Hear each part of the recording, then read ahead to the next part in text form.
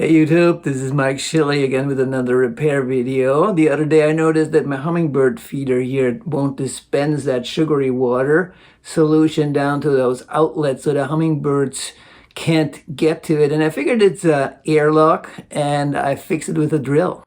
After buying this new feeder on Amazon because the old one was cracked, I noticed there were absolutely no hummingbirds whatsoever. Although the tank was filled with delicious sugary water, but apparently the hummingbirds couldn't get to it.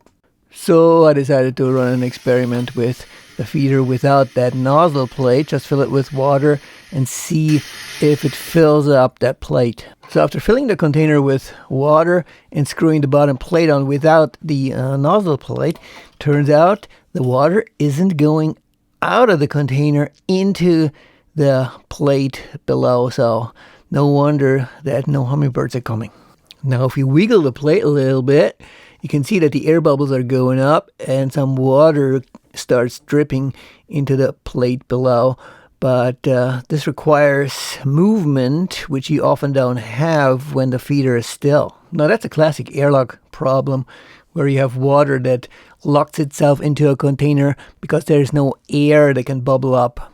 And these two cutouts at the bottom, which are there by design to produce the airflow, are not enough to make the bubbles going. So that seems like an easy to fix problem. We just need to provide more airflow, therefore drill more holes into the plastic. So I use my cordless Makita drill with a 3mm bit and put 6 holes into it. If you do that, be careful, you might slip.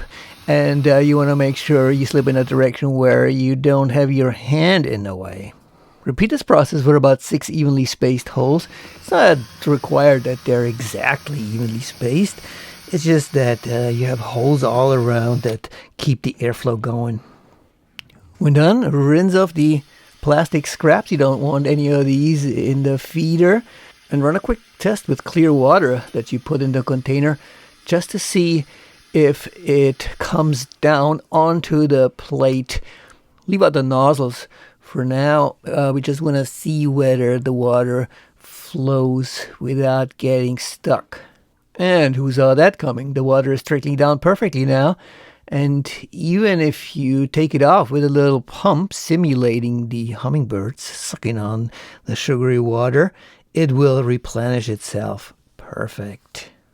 Now let's refill the feeder with the sugary water. I used to use hummingbird food, but if you use sugar and water, you can accomplish the same thing for pennies on the dollar. You just need to make sure that you dissolve a lot of sugar in the water, and that you can accomplish by heating up the water and then stirring it thoroughly until all the sugar is dissolved, and let it cool off. Don't fill the feeder with the hot water. This is how I cracked my original one that I had to replace. Turns out these feeders are made of very cheap glass and they can't take any heat. So let the solution cool down to about, I don't know, maybe 100 degrees, and then refill the container. Carefully not to spill anything of the substance, and then screw on both the nozzle plate and the bottom plate.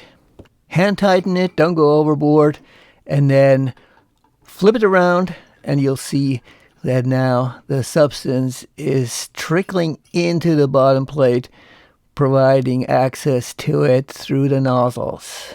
What a difference this additional airflow makes.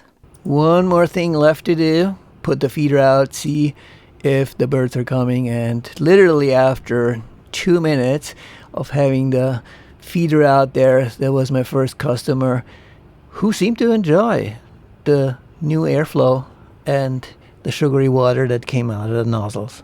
And that was it. Hope this was helpful. I know my hummingbirds are happy. See you next time.